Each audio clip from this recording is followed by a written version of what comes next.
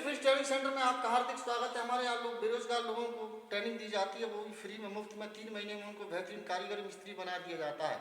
मैं बेरोजगार भाइयों से निवेदन करता हूँ, आप अधिक से अधिक संख्या में आकर अपना भविष्य को उज्ज्वल बनाने के लिए मेरे पास 30 दिन का समय दें। अगर 90 दिन का समय देता है तो आप एसी फ्रिज का बहुत बड़ा इंजीनियर बनाने की गारंटी देता हूँ, वो भी फ्री में बिना पैसे देकर। आज का प्रश्न है, हमें सर्दी में फ्रिज को बंद करना चाहिए या नहीं। मेरा मानना है फ्रिज को सर्दी में कभी बंद नहीं करना चाहिए, क्योंकि सर्दी में हम फ्रिज को बंद करते हैं। बंद करने के बाद जैसे ही हम गर्मी का मौसम आता है, फ्रिज को चालू करते हैं तो उसका गैस लॉक हो जाता है, गैस चौक हो जाता है, हमारा फ्रिज ठंडा नहीं करता। क्योंकि जब हम बिजली बचाने के लिए सर्दी में फ्रिज को बंद करते हैं, जब रेफ्रिजरेटर चलता है तो रेफ्रिजरेटर की रेफ्रिजरेंट गैस के साथ उसमें ऑयल फिसलने के लिए चलता है। कंप्रेसर में जो ऑयल रहता है उसमें 10% पैराफिन मोम रहता है। मोम की उपस्थिति में जैसे ही रेफ्रिजरेटर जब कंप्रेसर के अंदर से जब गुजरता है तो सिस्टर कंपोनेंट में जाता है। जब हम रेफ्रिजरेटर को बंद करते हैं तो उसका गैस जब रिटर्न आता है तो गैस के साथ मोम भी और ऑयल भी उसका कंप्रेसर की तलहटी में जमा हो जाता है।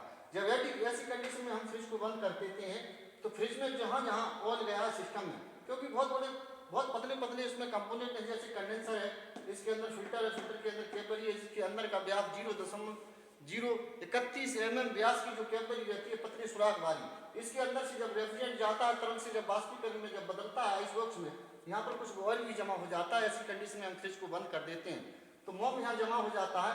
जब हम रेफ्रिजरेटर को चालू गर्मी में करते हैं तो जैसे ही रेफ्रिजरेटर इसके संपर्क में आता है तो मोम उसमें जो ऑयल होता है वो फूल जाता है, और फूल जाने के बाद उसका मार्ग अवरुद्ध हो जाता है और गैस ब्लॉक हो जाती है। ऐसी कंडीशन में हमको टेक्नीशियन बुलाना पड़ता है। जब टेक्नीशियन बुलाएंगे तो टेक्नीशियन क्या करेगा, एक सेक्शन पाइप को काटेगा, यहाँ से आपको रेफ्रिजरेंट गैस को भी निकालेगा और गैस के साथ ऑयल भी, आपका जो उसमें ऑयल जमा था उस ऑयल को फ्लैश करने के बाद फिर नया रेफ्रिजरेंट डालेगा। इसके बाद आपका रेफ्रिजरेटर काम करेगा।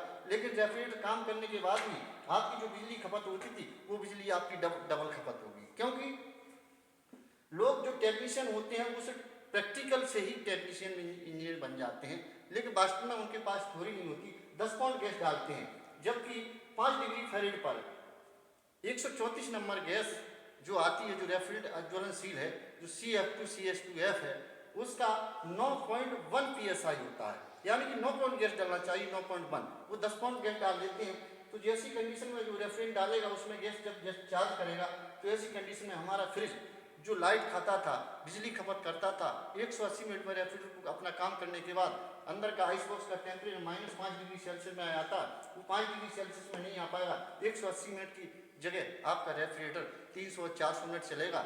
400 मिनट चलने के बाद फिर रेफ्रिजरेटर आपका ऑटो कंट्रोल में जाएगा, क्योंकि गैस का जो प्रतिस्थापन होता है, गैस न तो ज़्यादा होना चाहिए न कम होना चाहिए।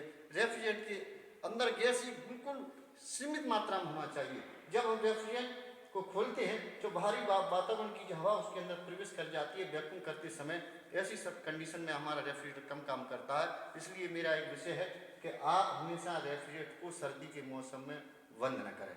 सर्दी के मौसम में उसमें एक थर्मोस्टेट कंट्रोल सेफ्टी डिवाइस है, उसको विंटर के समय पर लगा दे, विंटर 1 नंबर पर लगा दे। आपका रेफ्रिजरेटर अगर 24 घंटा चलता है, 24 घंटे में मात्र आधा घंटा चलेगा, क्योंकि जब जैसे ही रेफ्रिजरेटर चलेगा अंदर का -5 डिग्री सेल्सियस आ जाएगा टेम्परेचर, तो फ्रिज को चलना ही नहीं।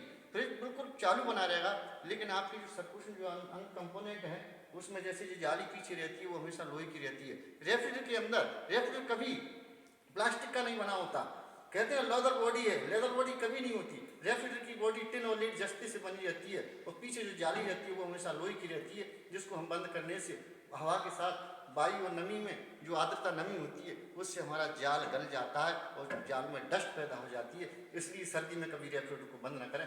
धन्यवाद।